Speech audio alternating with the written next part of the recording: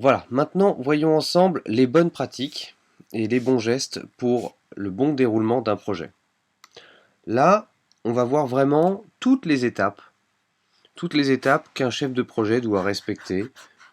Certaines d'entre elles peuvent être euh, plus ou moins importantes, mais vous allez voir que c'est vraiment un best practice de ce qu'il faut faire lorsqu'on se retrouve pour la première fois avec une fiche de BAP entre les mains. La première étape, bien sûr, c'est une analyse du brief initial. On se met avec son binôme et l'objectif véritable est de bien comprendre la demande, de s'assurer de vraiment bien assimiler qu'est-ce que veut le client, pourquoi il le veut, quel est son objectif réel. On va essayer de comprendre si le client énonce clairement ses besoins ou pas, s'il est flou. On va déjà avec l'aide de cette fiche BAP que le client aura rendue, on va commencer déjà à avoir une idée de la personne à qui on va avoir affaire. En deux, on va analyser le site existant et sa charte graphique. Bien sûr, si le client n'a rien, on va essayer d'avoir un curriculum vitae, un résumé de son projet, de ses souhaits, etc., une présentation que lui aurait fait pour essayer de comprendre un petit peu ce qu'il aime et ce qu'il n'aime pas. Ensuite, on va avoir un benchmark initial. Le benchmark initial, c'est que pour l'instant, vous n'avez pas encore rencontré le client et vous avez que très peu d'infos. Mais néanmoins, à partir des informations que vous avez, vous devrez aller sur Internet et faire un benchmark. C'est-à-dire essayer de comprendre quel est le métier de votre client, quels sont les premiers concurrents que spontanément vous identifiez avec quels mots-clés. Tout ça, vous allez bien sûr le noter. Et avec ce premier benchmark initial, vous allez déjà arriver en rendez-vous avec le client en ayant une idée un peu plus précise de ce qu'il fait. Lorsque, une fois, il m'est arrivé de rencontrer des actuaires. Eh bien, des actuaires, je ne savais absolument pas ce que c'était qu'un actuaire avant de me renseigner pour aller voir ce client. Vous allez voir des situations comme ça, généralement c'est dans 99% des métiers. C'est hyper intéressant, il faut vraiment que vous soyez curieux. Ensuite, en 4, vous allez rencontrer votre équipe. Votre équipe, ce sont des moyens humains, d'accord? C'est eux qui vont vous aider à mener ce projet à bien. Il va falloir que vous réussissiez à évaluer votre équipe, aussi bien en termes de compétences techniques. Là, vous avez plusieurs manières de faire. Soit vous les mettez face à des exercices, ce qui n'est pas forcément obligatoire, mais déjà, vous pourrez juger leurs compétences au travers de leur réalisation. Vous allez pouvoir juger leurs compétences, oui, effectivement, s'il n'y a pas le choix, au travers de petits exercices. Euh, et vous allez aussi leur poser des questions, donc les évaluer, hein, par exemple sur une échelle de 1 à 5 pour savoir, tiens, lui, il est plus technique, je vais pouvoir m'appuyer sur lui pour le développement, etc. Lui, j'adore son graphisme, je vais essayer de le mettre plus sur ça.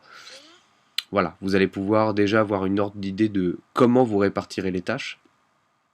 Et super important, la disposition de votre équipier et ses disponibilités.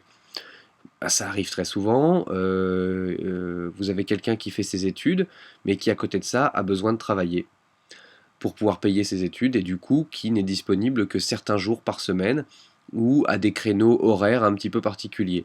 Il faudra vous y adapter, c'est un peu la règle du jeu. Mais vraiment, ne négligez pas cette étape parce que ça fait partie des choses, lorsque dans les faux pas je vous expliquais le manque de préparation, ça c'est un des éléments cruciaux de la préparation. Voilà, donc tout ce que je vous donne là, ça va vous éviter de vous retrouver dans la panade à la fin. Lorsque l'on arrive au rendez-vous client, pour la préparation, il va falloir qu'on analyse ses besoins et ses objectifs.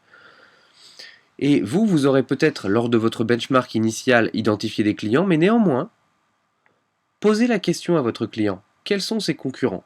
Vous allez vous rendre compte que très souvent, et quand je dis très souvent, c'est vraiment très souvent, Les concurrents que vous avez identifiés ne sont pas du tout ceux qu'il voit au quotidien. Vous allez vous rendre compte, par exemple, qu'un de vos clients, quelqu'un qui lui fait de l'ombre, pourrait être, c'est déjà arrivé, que ce soit quelqu'un qui ne fasse pas exactement le même métier que lui, mais qui est dans une zone géographique très proche. Et que cette personne-là, bien que pas identifiable sur Internet ou pas dans les premiers résultats de Google en tout cas, lui fasse beaucoup de tort. Donc voilà, tout ça, il faut bien l'identifier, il faut poser les bonnes questions. Et pour ça, il faut les préparer. Vous n'avez pas le choix. Vous avez eu le brief, vous avez fait un benchmark initial. Chaque fois que vous avez une question, quelque chose que vous ne comprenez pas, notez-le. N'hésitez pas à poser vraiment toutes sortes de questions à votre client et à lui expliquer, s'il est agacé par vos questions, que c'est pour l'aider. Et c'est vraiment dans l'objectif d'atteindre ses objectifs à lui. Voilà, donc préparez bien vos questions, n'arrivez jamais chez un client sans des questions déjà préparées. Ensuite, une fois qu'on sort de réunion, dans un maximum de 3-4 heures après, on fait ce qu'on appelle un transcript de la réunion. Le transcript, c'est une retranscription de la réunion par écrit. Ça permet d'éviter les malentendus et d'acter les paroles car les paroles s'envolent et les écrits restent. Ce transcript, on l'envoie au client. Nous nous sommes rencontrés à telle question, vous nous avez répondu ça, à telle question, vous nous avez répondu ça, vous nous avez parlé de ça. Je vous ai proposé plusieurs sites pour savoir lequel vous préfériez en site de e-commerce, vous avez répondu que c'était celui-ci, etc., etc. Ce transcript, il est primordial, à plusieurs titres. Et principalement, il va vous permettre de bien savoir si vous vous avez bien communiqué avec le client et si vous vous êtes bien compris. La communication, toujours la communication. À partir de ce transcript, et en fonction du retour que vous fera le client, s'il est tout à fait d'accord avec vous ou pas, vous allez pouvoir faire un débrief et faire la première planification des tâches, à savoir l'étape 1 du diagramme de Gantt. C'est-à-dire définir les grandes tâches à faire, les sous-tâches à faire, et lesquelles doivent être faites en priorité. Et celles qui doivent être faites après quoi? Quelle tâche a besoin que telle ou telle autre soit déjà réalisée? Bien sûr, vous ne pouvez pas réaliser un développement d'application, le développement par exemple d'un site internet, si vous n'avez pas certaines informations en amont. Et bien voilà, là c'est pareil. Encore une fois, les pommes de terre, on les épluche avant de les couper. C'est logique. Ensuite, on fait un rendez-vous équipe. On va leur annoncer dans ce rendez-vous équipe les tâches à qui on les a attribuées, mais surtout à partir des informations que nous a donné le client. En prenant le transcript qu'on a fait, on va le simplifier un petit peu, on en aura extrait un brief. Un brief, c'est quoi? C'est un petit texte qui fait une demi-page à 4, on va dire. On part toujours du contexte.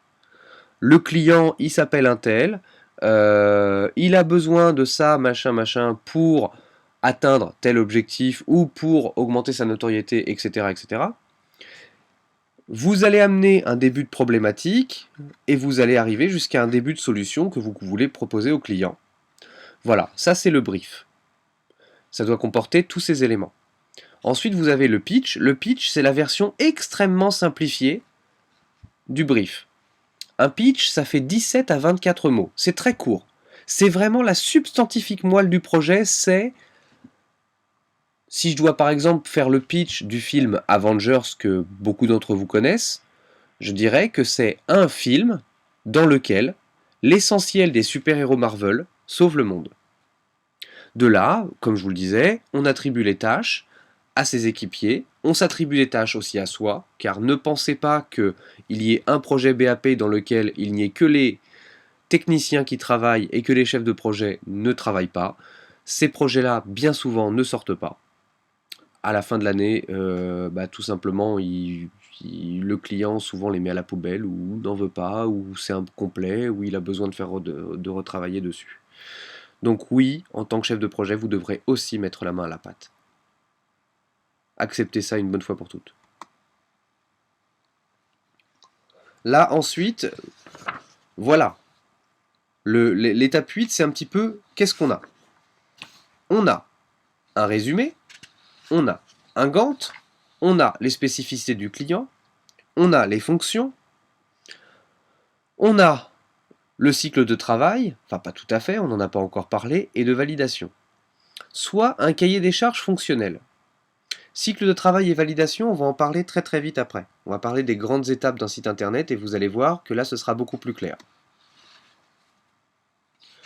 Donc les grandes étapes d'un site, je prends l'exemple d'un site, j'aurais pu prendre celui d'une vidéo, je pense que celui d'un site est peut-être un petit peu plus parlant au sein de l'IIM.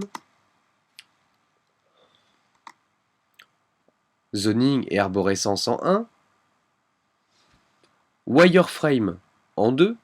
Un wireframe, attention, c'est un zoning très poussé. Un zoning, c'est 98% du temps c'est fait à la main, sur papier, avec un crayon. Un wireframe, en revanche, il est coté. C'est fait sur ordinateur et les normes sont respectées. On travaille selon des grilles. On va avoir quelque chose d'extrêmement précis. Et ce wireframe peut carrément permettre directement à votre technicien, une fois qu'il est validé par votre client, de commencer l'intégration, alors que la maquette n'est pas encore validée. Car il a toutes les tailles, il a les emplacements des photos, des textes, etc. etc. Alors, pour que vraiment votre technicien travaille sur l'intégration, c'est peut-être pas forcément toujours hyper pertinent à faire, mais c'est possible à partir d'un wireframe. On a la charte graphique, la création des logos, etc. Les pré-maquettes et le mock-up, maquette et déclinaison des pages, développement et intégration, mise en ligne de la version bêta, puis débugage, et la livraison du définitif et le recettage. Maintenant, ce que je veux vraiment que vous compreniez, c'est que chacune de ces étapes, pour passer à la suivante, il va vous falloir impérativement à chaque fois que votre client valide ça. Et dites-vous bien que chacune de ces validations prend du temps. Donc là, en l'occurrence, on a minimum, là ce que je viens de vous mettre dans les étapes, attention, c'est le strict minimum. Là, je vous ai mis les grandes lignes. Il arrive qu'il y ait des diagrammes de Gantt avec 40 étapes. D'accord? Voire plus. Donc là, on a au minimum 7 validations par le client. Imaginez que le client valide en 48 heures. 48 heures, c'est un cycle de validation. Maintenant, 7 fois 48 heures, ça fait 14 jours pendant lesquels vous attendez, pendant lesquels vous ne pouvez pas vraiment avancer, car vous ne savez pas réellement si le client va valider ou non votre travail. 14 jours, vous vous rendez compte? Donc, les cycles de validation, lorsque l'on va faire le cahier des charges, on va devoir définir avec le client des cycles de validation pour dire vous avez 48 ou 72 heures, par exemple, pour valider chaque fois qu'on vous enverra un email, des jours ouvrés, ce qu'on appelle les jours ouvrés, c'est-à-dire hors jours fériés et week-end. Donc, par exemple, s'il a 48 heures, vous lui dites passez ce délai, nous considérerons que le travail que vous nous avez envoyé est validé. Pourquoi? On est obligé un petit peu à l'IIM de presser les clients pour les validations, pour la bonne et simple raison que vous avez une date de fin de projet, et cette date de fin de projet ne peut pas reculer, encore une fois. Donc si le client ne valide pas, vous ne pouvez tout simplement pas livrer le projet.